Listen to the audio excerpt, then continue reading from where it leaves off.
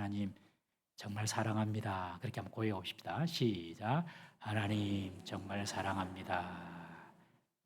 여기 이제 마음 중심에서 이렇게 올라올 수도 있고 그냥 좀 아직까지 그건 아닌데라는 분도 계실 거예요. 그런 분들은 하나님을 더 깊이 알아가시기를 바랍니다. 오늘 찬양처럼 정말 주님보다 귀한 분 없고 주님보다 더 우리에게 인생의 주인이 되고 참된 가치가 되는 분은 없습니다, 여러분. 그래서 그 신앙의 고백이 정말 우리 모든 성도들에게는 자연스럽게 그렇게 나왔으면 참 좋겠습니다. 오늘 이 본문 말씀을 가지고 예배가 살아야 내가 산다라는 제목으로 오늘 나눕니다. 우리는 매일 성경 본문을 따라서 매일 성경 말씀을 또 새벽기도 말씀을 보고 있기 때문에 6년에 한 번이면 성경 전체를 다 볼 수가 있습니다. 여러분 성경을 볼 때에 편식하면 안 되거든요. 계속 한 곳만 이렇게 보는 그런 것은 아주 안 좋아요. 음식도 뭐 편식하면 안 되듯이 영적인 양식도 하나님 말씀도 편식하면 안 돼요. 창세기부터 요한계시까지 쭉 다 봐야 되는 거예요.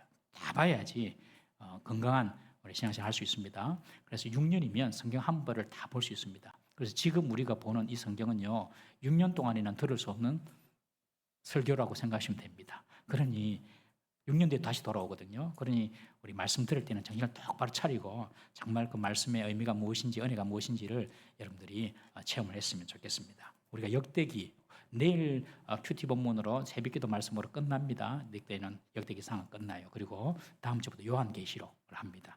정말 요한계시록은 이단스 아이비들이 마치 자기들의 전유물처럼 해석하는데 이번에 제대로 여러분들 요한계시록을 제대로 새벽기도 말씀을 통하여서 또 주일 말씀을 통하여서 배워보시길 바랍니다. 역대기는 요약을 하면 오늘 설교 말씀이 요약 설교인데요.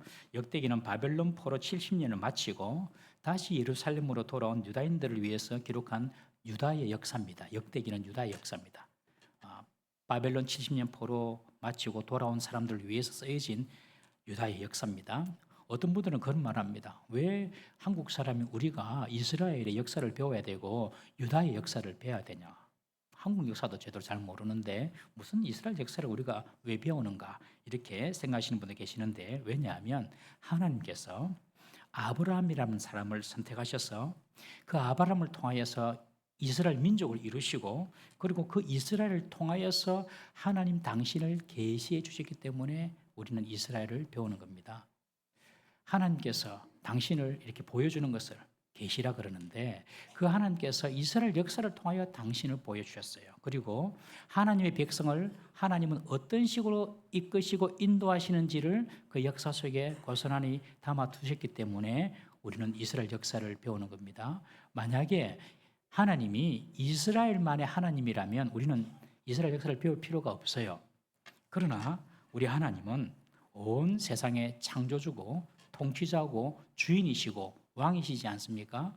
그 하나님께서 이스라엘을 선택하셔서 그 이스라엘 역사를 통하여 보여주신 자기 계시, 그 계시가 있기 때문에 우리는 이스라엘 역사를 통하여 하나님을 배우는 겁니다. 엄밀히 말하면 이스라엘을 배우는 것이 아니라 이스라엘 역사 가운데 나타나신 하나님을 배워나가는 것입니다.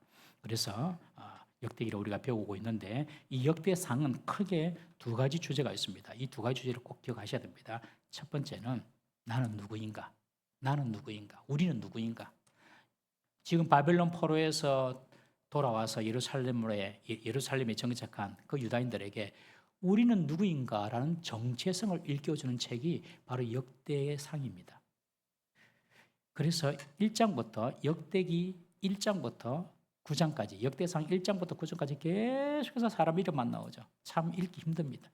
역대상 1장부터 그냥 아담부터 나옵니다. 아담부터 쭉 아담 나오고 아브라함 나오고 야곱 나오고 유다 나오고 다윗 왕까지. 그러니까 이 바벨론 포로에서 예루살렘에 돌아온 사람들이 나는 누구인가? 지금까지 70년 동안 바벨론 포로로 살았는데 노예로 살았는데 또 페르시아 노예로 살았는데 내 인생이 노예로 살 그런 비천한 인생이 아니라 우리의 족보를 보니까 우리의 족보는 다윗 왕이고 다윗 왕의 후손이더라. 그리고 이 족보를 또 거슬러 올라가면 아브라함이 나오고 더 올라가면 아담이 나오고 아담 위에는 하나님이죠. 그러니 우리는 하나님의 백성이다. 이런 이스라엘의 정체성을 깨우치기 위해서 1장부터 역대상 9장까지 족보를 쭉 적어놨습니다. 궁극적으로 이 족보는 신약에까지 이어지는데 신약에 와서 다윗의 후손인 영원한 왕 예수 그리스도께로 향하고 있습니다. 누가복음 1장 33절에 보면 그가 큰 자가 되고 지극히 높으신 이 아들이라 일컬을 것이요 주 하나님께서 그 조상 다윗의 왕위를 그에게 주시리니 이런 표현이 있거든요. 그러니 다윗의 왕위가 이제 예수님께로 이렇게 옮겨져서 예수님께서 다윗의 왕위를 이어받아 모든 세상의 메시아 구원주가 될 것이다 라는 그런 말씀입니다. 오늘 살아가는 우리들도 나는 누구인가 스스로 질문하든지 당신 누구입니까? 그렇게 누가 우리에게 질문한다면 우리가 할 말이 있어야 됩니다. 여러분들은 누구신가요? 저는 저보고 누군가 물으면 저는 장창입니다. 장창이도 제가 아니에요. 부모가 이름 지어준 거죠. 여러분 우리는 예수 그리스도 안에서 영적인 이스라엘의 백성이 된 하나님의 자녀입니다. 이 사실을 분명히 아셔야 돼요. 우리가 그리스도 안에 있을 때에 혈통적인 유다인, 혈통적인 이스라엘이 아니라 영적인 이스라엘이 되는 것입니다. 우리가 이 땅에 살고 있지만 우리가 누구인지 분명한 정체성을 가지고 살아야 됩니다. 세상의 기준이나 세상의 가치로 평가받는 이 세상 속에서 세상이 말해주는 그런 기준, 그런 정체가 아니라 정말 예수 그리스도를 믿음으로 우리가 구원받은 하늘에 속한 하나님의 백성이라는 분명한 정체성이 우리에게 있어야 할 줄로 믿습니다. 누가 여러분들에게 당신 누굽니까? 라고 물으면 나는 하나님의 사람, 하나님의 백성입니다.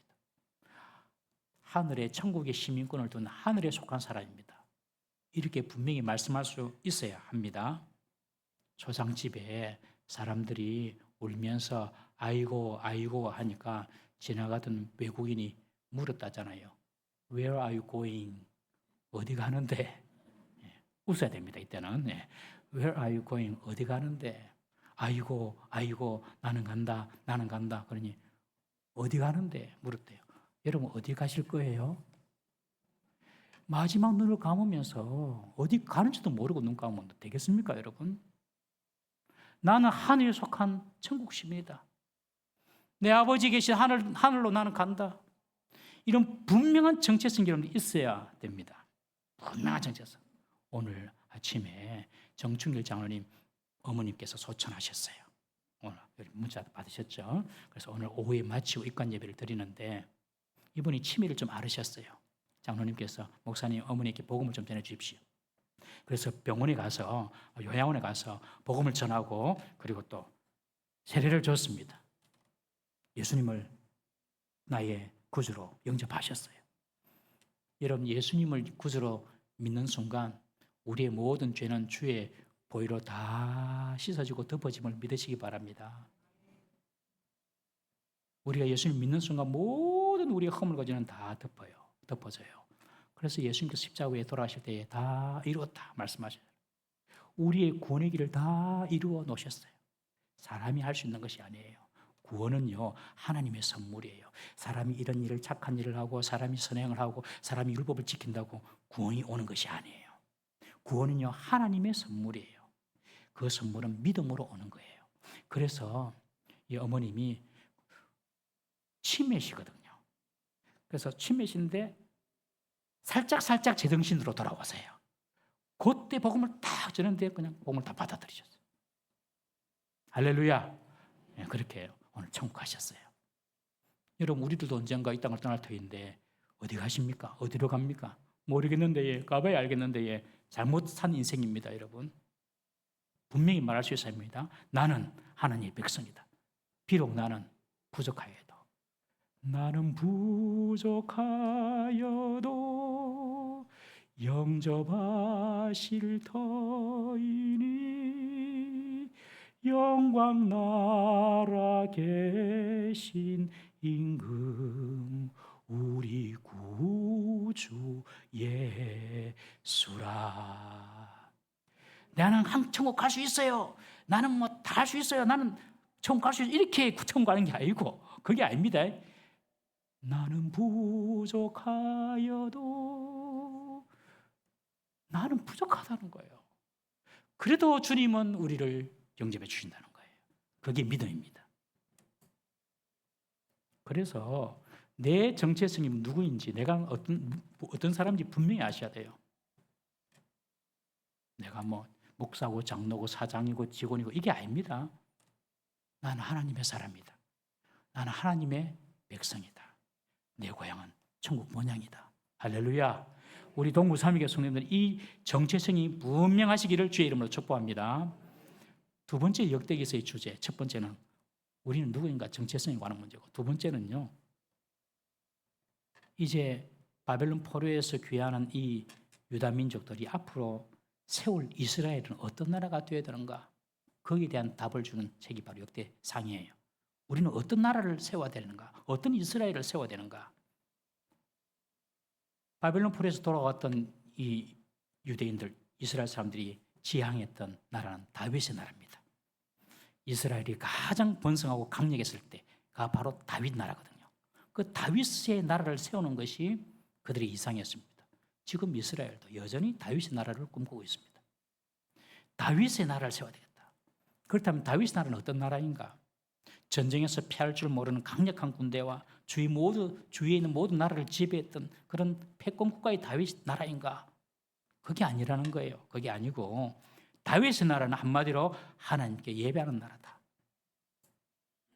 그래서 우리가 살펴봤지만 다윗이 법궤를 가져오는 일, 다윗이 성전을 세우기 위하여 준비하는 모든 일들, 그런 것들이 다 하나님께 드리는 제사, 하나님께 드리는 예배를 위하여 이런 일들이 필요한데, 바로 다윗은 하나님께 예배하기 위하여 이스라엘을 섬겼다는 것을 역대상이 말씀해 주고 있습니다. 오늘 본문 1절에도 보면 다윗이 나이 많아 늙을 때, 여러분 다윗이 나이 많아 늙을 때 한 일을 기록하고 있어요. 여러분 나이 든 사람이 지혜롭습니까? 젊은 사람이 지혜롭습니까? 어떻게 하십니까? 그거 나이 드시니까 그런 말씀 하시나요? 예. 그걸 단순 비교할 수는 없죠. 단순 비교할 수는 없지만 말씀하신 대로 나이 든 사람이 대체로 지혜롭습니다. 인생의 경험이죠. 인생의 경험. 이게 책으로 배우는 거하고 비교 안 되는 거거든요. 인생의 경험이. 그래서 소크라테스는 나는 노인을 좋아한다 그랬어요. 난 노인을 좋아한다. 왜냐하면 노인에게는 지혜가 있기 때문에 그렇다. 그렇게 소크라테스 선생님이 말씀하셨어요. 나이 드신 분들은 지혜가 많아요. 우리 교회에 연세 드신 분이 많은 것은 우리 교회가 좋은 교회라는 뜻이에요. 진짜예요. 그래서 나이 들수록 인생에 대한 지혜가 생깁니다. 젊을 때는 물불을 모르고 지가 하고 싶은 대로 살잖아요.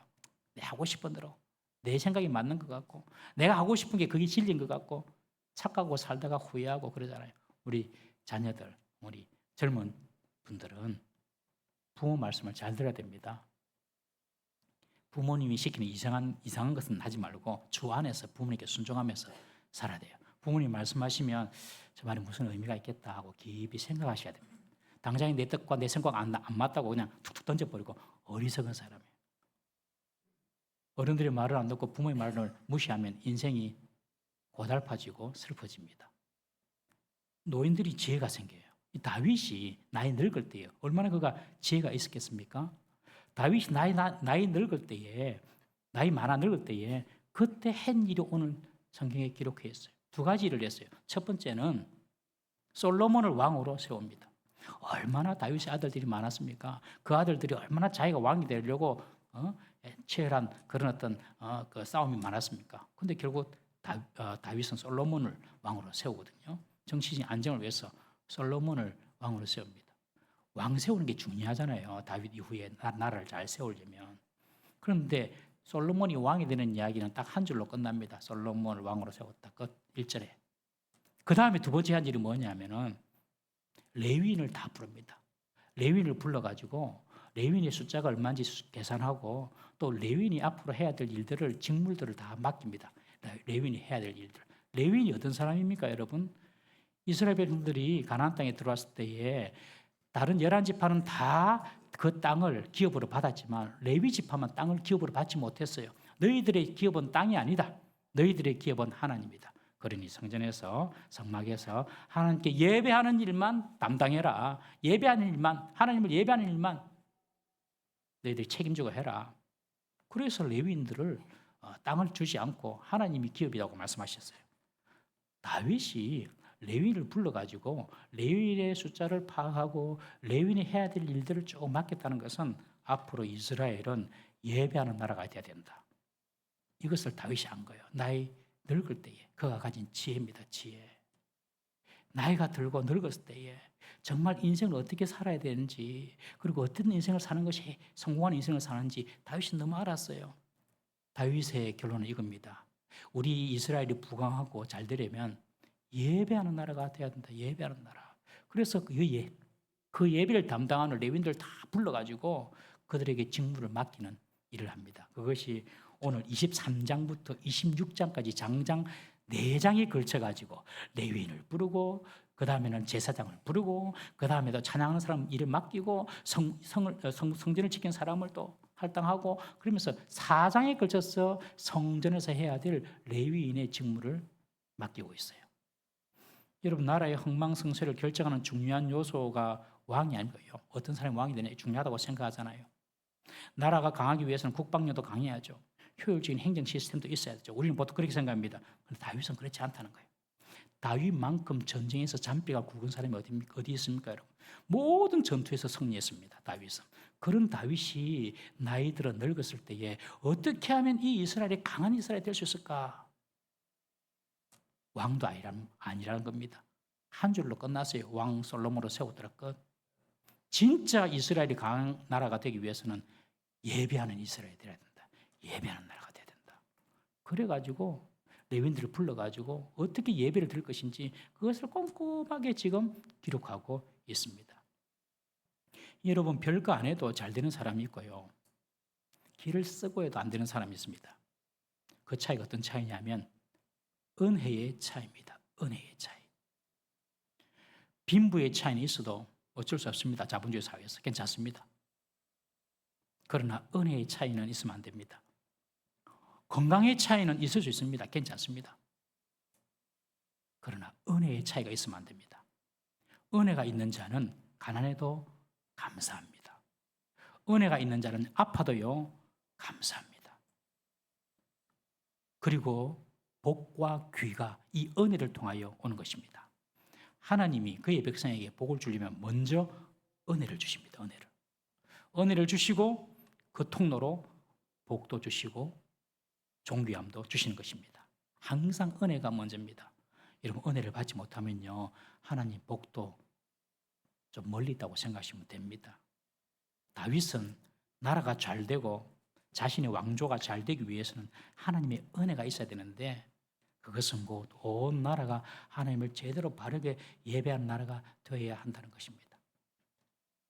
오늘날 세상을 지배하는 미국이 좋아하는 사람도 있고 싫어하는 사람도 있겠죠. 싫든 좋든 미국이 강한 이유가 무엇이겠습니까? 군사적으로, 경제적으로 막 여러 차원에서 설명할 수 있겠지만 영적으로 보면요 그 나라가 그래도 예배하는 나라이기 때문입니다. 트럼프 대통령 취임식 보셨잖아요. 깜짝 놀랐습니다. 저는 밤잠도 안 자고 처음부터 끝까지 다 봤거든요. 예배였어요. 예배. 취임식 하기 전부터 반주가 찬송가를 반주하는, 찬송가를 빵 반주하더만 그 다음에 찬양대가 하나님을 찬양해요. 하나님을 찬양, 할렐루야 찬양하고 목사님도 기도하고 그리고 성경 앞에서 선서하고 마지막에 목사가 축복하고. 미국을 좋다 싫다 이 말할 게 아니라 그 예배하는 모습은 본받아야 합니다. 하나님께서 그래서 그 나라를 복주신 게 아닌가. 미국도 아시다시피 영국에서 신앙의 자유를 찾아온 청교도들이 개척한 나라 아닙니까, 여러분? 그 뒤에 제국주의가 들어와서 그렇지. 하나님을 예배하고 하나님을 진정으로 사랑하는 자에게 여러분 하나님은 절대로 그냥 보지 않습니다. 하나님께서 복을 주시는 줄 믿으시기 바랍니다. 우리나라도 좀 그런 거 보면 좀 특별한 나라입니다. 제1대 재헌국회 때에 처음 국회 열렸어요. 처음 국회의원들 200몇십 명 모아놓고 처음 국회가 여는데 그 처음 국회에 헌법을 제정하지 않습니까? 그런데 그때에 이승만 대통령이 사회를 보시면서 하나님께서 우리를 일제치하에서 해방시켜 주셨는데 하나님께 감사기도 하고 국회를 시작합시다. 그래가지고 기도하고 시작한 나라가 우리 대한민국 국회입니다. 대한민국입니다, 여러분. 그 기도 내용이 여러분들 다 시중에 나와 있잖아요. 인터넷 찾아보면 다 나와 있는데 거기 이런 내용이 있어요. 남북이 통일되는 그 기도도 했어요. 여러분, 우리나라가 통일될까요? 안 될까요? 됩니다. 됩니다. 복음으로 통일될 것입니다. 처음 국회 때 그렇게 했으니까요. 여러분, 우리나라가 지금 이제 6.25 75주년 지나고 있는데 그때만 해도 6.25만 터질 때만 해도 우리나라가 에티오피아보다도 저기 아프리카에 있는 그 나라보다도 못 살았던 최대 빈국이었습니다. 그런데 지금 어떻게 삽니까, 여러분? 기적입니다, 기적. 우리는 우리 안에만 이렇게 있으니 잘 모르는데 조금만 세상 다녀봐도 이 조그마한 나라가 이 정도 영향력을 갖고 있다는 것은 대단한 겁니다. 우리 민족이 똑똑하기도 하고 부지런해서도 그렇고 그렇게 이야기하는 사람들이 있는데 그런 것만은 아니에요. 동남아 가보세요, 동남아. 우리보다 더 부지런해요, 그 사람들. 얼마나 똑똑하다고요, 그 사람들도. 그 사람들도 똑똑하고 그 사람도 부지런하지만 오히려 우리나라가 별로 안 부지런했어요. 옛날에 선교사들이 우리나라를 보고 조용한 아침의 나라라 그랬잖아요. 조용한 아침의 나라. 아침이 시끌벅적하고 일하고 했는데 전부 다 자고 있어요. 조용한 아침의 나라다. 하나님의 은혜로 이만큼 되는 줄 믿으시기 바랍니다. 기도하고 예배할 때 하나님의 부어주신 은혜가 있습니다.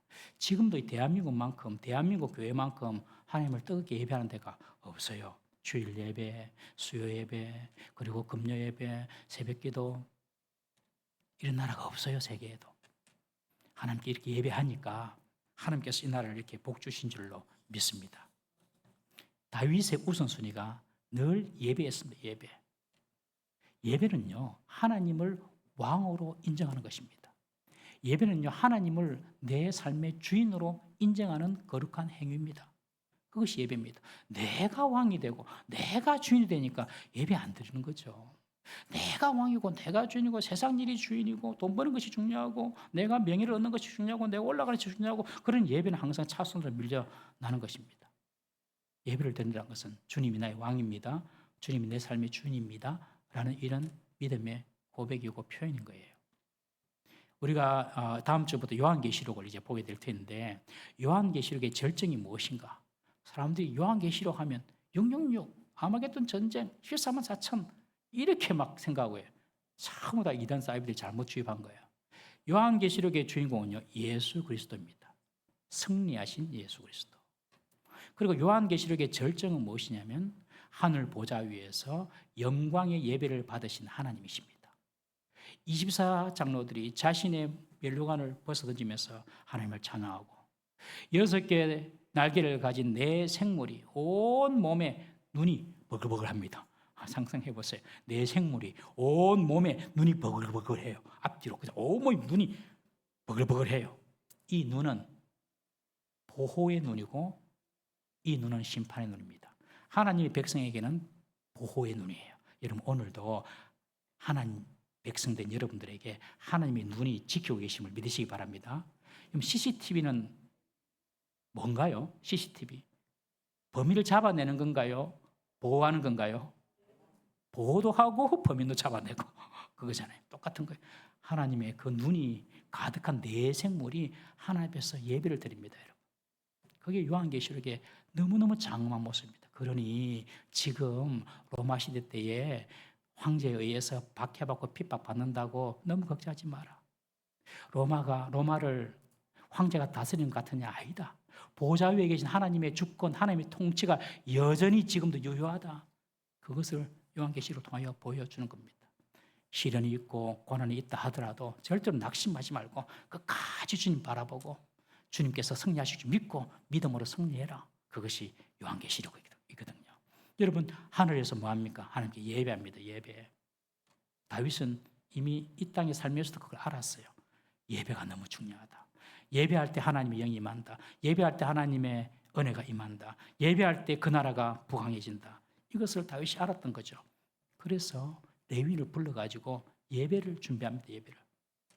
여러분 예배할 때 저주도 물러가고 재앙도 물러가고 적군도 물러가고 슬픔과 고통도 물러감을 믿으시기를 바랍니다.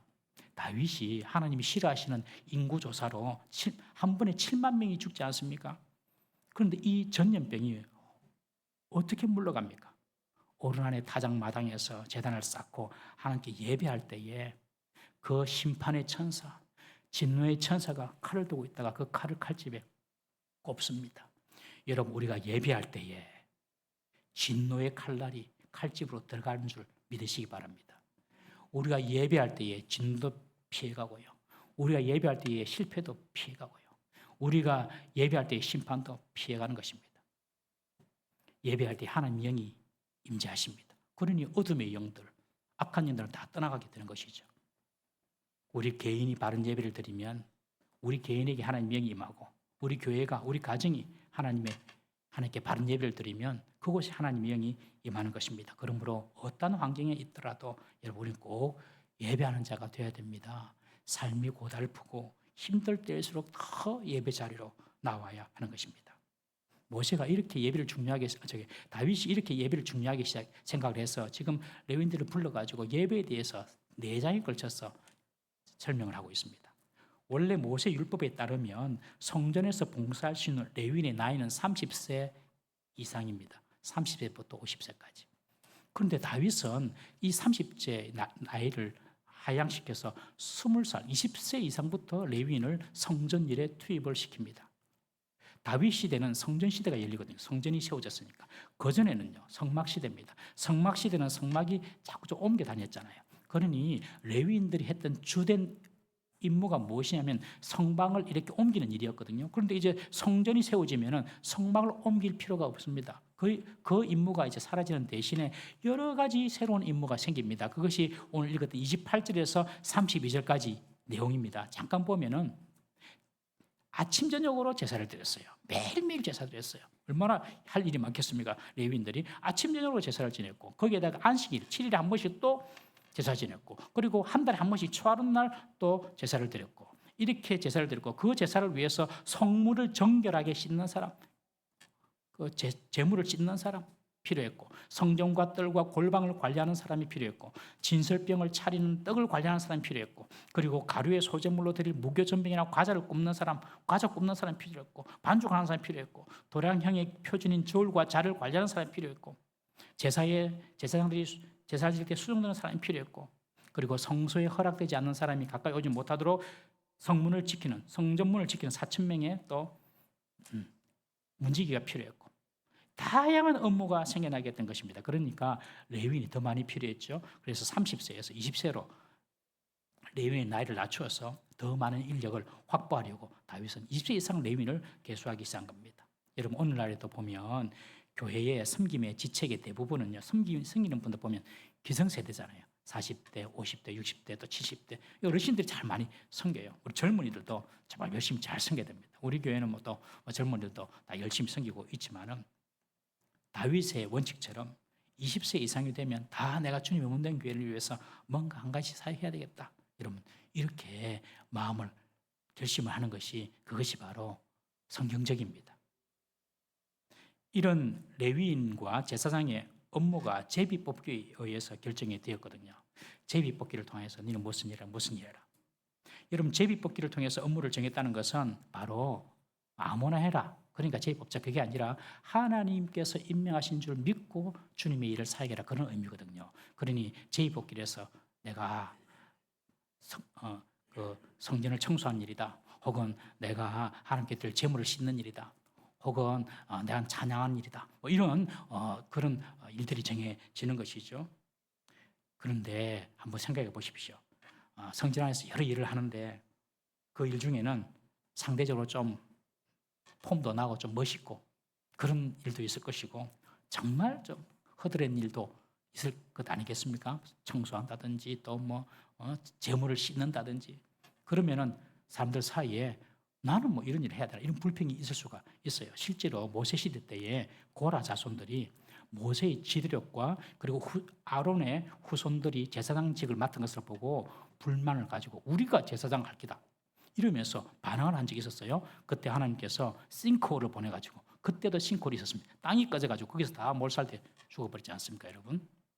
그러니까 주님의 일에 어떤 일은 고상하고 어떤 일은 하찮고 어떤 일은 귀하고 어떤 일은 천하고 이렇게 생각하지 말라는 거죠. 그래서 제2복귀를 통해서 각각 자기에게 맡겨진 일을 잘 감당해야 한다는 것입니다. 여러분, 하나님의 일은 어떤 일을 하느냐보다도 어떤 자세로 하느냐가 더 중요합니다. 작은 일도 남들 보기에 정말 별로 중요해 보이지 않는 일도 최선을 다해서 묵묵하게 그 일을 충성해야 하는 것입니다. 여러분, 주님을 위한 사역에는 귀천이나 경중이 없습니다. 이 사실을 꼭 알아야 돼요. 교회는 목사가 설교하니까 설교만 중요하다. 아닙니다, 여러분. 식당에서 나물 무치는 우리 집사님, 권사님, 국도 퍼주고 부침개도 굽고 다 중요한 거예요.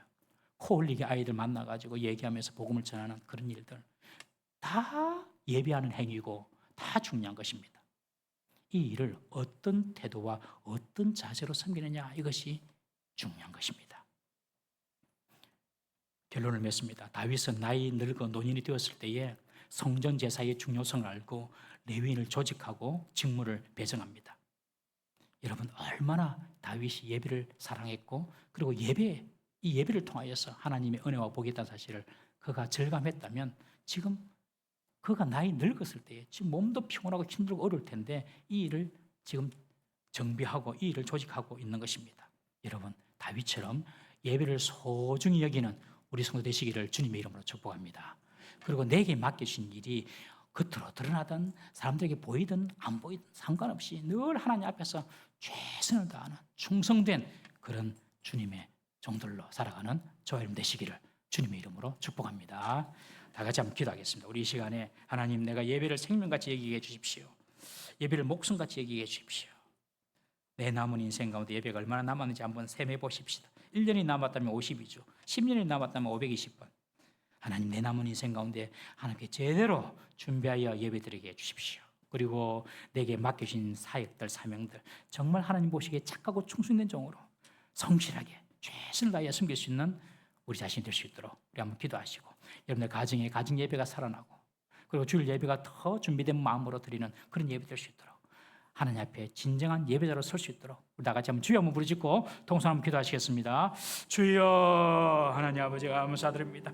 우리 주님께서 가장 귀하게 보시는 이 귀한 예배사에게 주님 저희들을 불러주심을 감사를 드립니다. 주님께서 기뻐 받으시는 예배자가 되게 하여 주시옵소서. 마음을 다하여 뜻을 다하여 힘을 다하여서 하나님 신령과 진정으로 주님을 참되게 찬양하며 감사하며 자랑하며 예배하는 저희들 되게 하여 주시옵소서. 내게 맡기신 주의 사명이 주님께서 주신 줄 알고 아버지 최선을 다하며 충성할 수 있는 저희들 되게 하여 주옵소서. 내 남은 인생 가운데 온전히 하나님께 진정으로 예배드릴 수 있는 예배자의 삶을 살아가게 하여 주옵소서. 예배하는 가정이 되게 하옵소서. 예배하는 교회가 되게 하옵소서. 예배하는 내 인생이 되게 하여 주시옵소서. 하나님, 내 생명보다도 내 목숨보다도 하나님께 예배하는 것을 소중히 여기고 다윗이 가졌던 그 예배에 대한 사랑처럼 아버지, 우리도 그 예배의 사랑을 가지고 주님께 예배할 수 있는 진정한 예배자가 되게 하여 주옵소서. 주여, 우리 예배를 받아 주시옵소서. 도와주시옵소서.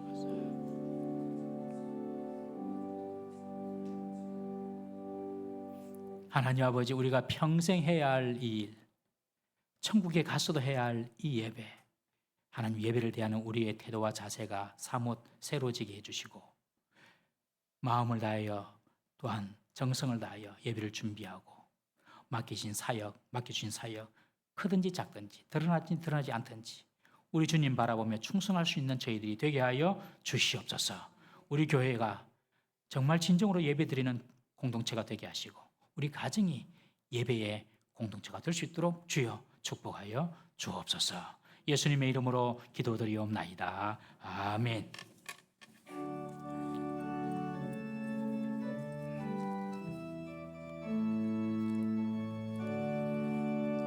하늘에 가득 찬 영광의 하나님, 온 땅에 충만한 존귀하신 하나님, 생명과 빛으로 지혜와 권능으로 언제나 우리를 지키시는 하나님, 성부와 성자와 성령 삼위의 하나님,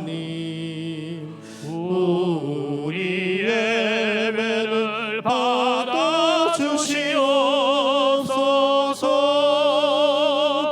사랑이 넘치는 자비하신 하나님, 은혜가 풍성한 구원의 하나님, 장애의 심령에 평안을 주시옵고 죄악과 허물을 용서하여 주소서.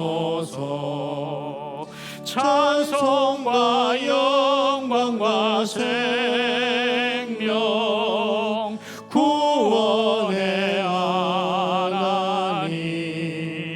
우리 예배를 받아주시옵소서.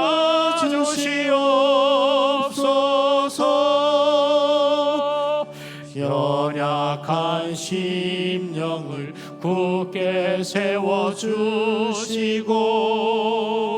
우둔한 마음을 지혜롭게 하시고 주의 뜻 받들어 참되게 살아가며 주 말씀 따라서 용감하게 하소서.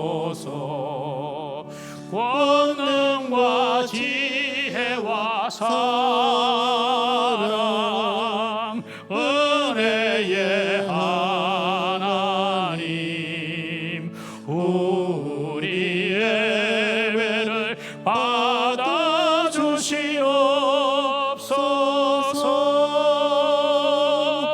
주 앞에 나올 때 우리 마음 기쁘고 그 말씀 힘되어 새 희망이 솟는다. 고난도 슬픔도 이기게 하시옵고 영원에 잇대어 살아가게 하소서. 우리의 자랑과 기